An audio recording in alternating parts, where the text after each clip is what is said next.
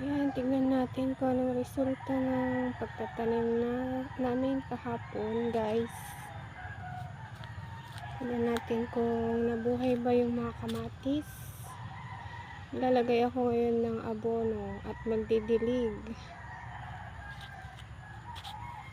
Good morning sa lahat ng viewers. Ayan.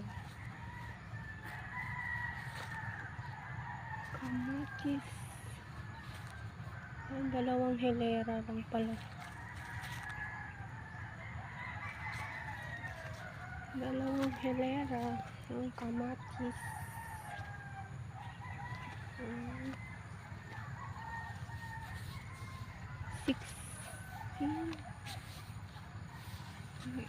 15 pieces pala. 15 pieces ng kamatis.